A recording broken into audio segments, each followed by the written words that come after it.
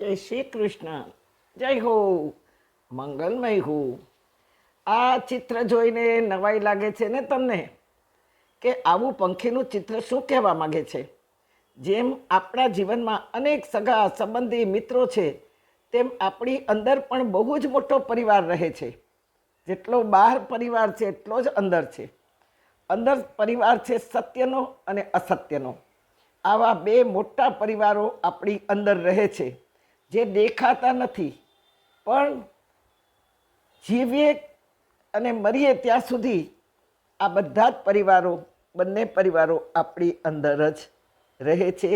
દેખાતા નથી, પણ જિંદગીના છેલ્લા શ્વાસ સુધી આ લોકો ભાગ ભજવે છે અને ભાવ પણ ભજવે છે.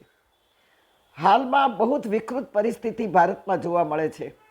મુસ્લિમોની પ્રજા, એના દબંગ લોકો હિન્દુ પરિવારને પજવીને ઘરો છોડવા મજબૂર કરે છે. તેમ આપણી અંદર પણ સત્ય, અહિંસા, ક્ષમા, શૌચ, નમ્રતા, તેજસ્વી વિચારો, સરળતા, સૌજન્યતા જેવા દૈવી વૃત્તિને આપણા જીવનમાંથી કાઢવા આવા અસત તત્વો તત્પર થયા છે. પણ છતાંય કોઈ એકલી વૃદ્ધ વ્યક્તિ ઘર છોડવા તૈયાર ન થાય, તેમ એવી એકાદ વ્યક્તિ એવી છે કે ઘર છોડવા તૈયાર નથી. ગમે તેટલા ટોર્ચર થઈ રહ્યા છે, ગમે તેટલી તકલીફો વેઠવી પડે છે, પણ તે આપણી અંદરની કોટડી છોડવા તૈયાર નથી. એવું વાતાવરણ આપણી અંદરનું છે કે આપણી અંદર જે સત્ય સમાજ છે, જે મેં હમણાં કહ્યું ને કે દયા, પ્રેમ, શ્રદ્ધા, શૌચ, નમ્રતા, સરળતા, સૌજન્યતા, અહિંસા, આ બધા જ જે સત્ય પરિવાર છે તેને પજવી રહ્યો છે અસુરી પરિવાર. હા, પણ આ બધાની વચ્ચે બધું ભલે દબાયું, ભાવ ભક્તિ ભલે દબાયા હોય, પણ આવા અસત્ય વાતાવરણમાં પણ એક વૃદ્ધ વ્યક્તિ આપણી અંદરની કોટડી ઘર છોડવા તૈયાર નથી. વારંવાર પરિવાર પરિસ્થિતિથી દબાતો હોવા છતાંય એક આવી વૃદ્ધ વ્યક્તિ, પવિત્ર વ્યક્તિ આપણામાંથી જવા માગતી નથી.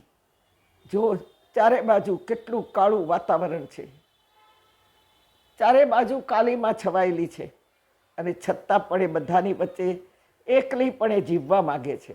આપણા શરીરની કોટડી છોડવા નથી માગતું. એ કોણ છે?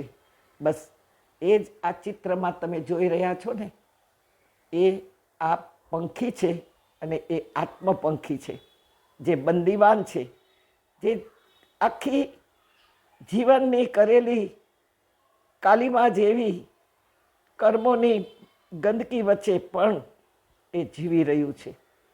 બંદીવાન છે, મૂંઝાય છે, રડે છે, મુક્તિ માગે છે. ગીતામાં કહે છે કે આત્મા રડે નહીં ને, આત્મા હસે નહીં ને, પણ ના ના, અમે તો માં ગીતા તને કહીએ છીએ કે ક્યારેક અમારો આત્મા બહુ રડે છે, ક્યારેક અમારો આત્મા બહુ મૂંઝાય છે, કારણ કે અમારી અંદર આવા અસત તત્વો અમને બહુ હેરાન કરે છે, અને બહારના પણ અસત તત્વો અમને બહુ મૂંઝવે છે, દબાવવા માગે છે. આપણી અંદર પુરાયેલું આ બંદીવાન આત્મપંખી બસ ઉડવા દો. આપણને વારંવાર આપણા આત્મપંખી આપણને ઘણીવાર ચાંચો મારીને ડંખ કેમ દે છે, આપણને ઘણીવાર ફીલ થાય છે, અને એને આપણે કહીએ છીએ કોન્શિયસ બાઇટ. બસ મુક્ત કરી આપણા આત્મપંખીને ઉડવા દો, નહીં તો જિંદગીની અંતિમ ક્ષણે બહુ પસ્તાવું પડશે. જ્યારે શરીર કામ નહીં કરે, એકલા પડી જશું, ત્યારે પથારીમાં આ વિચાર તો જરૂર જ આવશે કે જિંદગી આખી જીવ્યો, પણ અંતરનો આનંદ ક્યાંય ન મળ્યો. ખુશી મળી ક્ષણ પૂરતી અને એ ઉડી ગઈ, પણ અંતરનો જે આનંદ છે એ મને ન મળ્યો. અને એ જ આનંદને ધર્મે નામ આપ્યું છે શ્રી કૃષ્ણ. કર્ષયતિ ઇતિ કૃષ્ણ. જે આનંદની શોધમાં જિંદગીભર આપણે તરસતા રહ્યા, ભટકતા રહ્યા, ઝૂરતા રહ્યા, પણ કોઈ પણ વ્યક્તિ, પદાર્થ કે વસ્તુ તરફથી આપણને એ આનંદ કેમ નહીં મળ્યો? શું કમી છે આપણામાં આનંદને પામવાના? એવા કયા કર્મો છે કે આપણે આનંદને પામી ન શક્યા?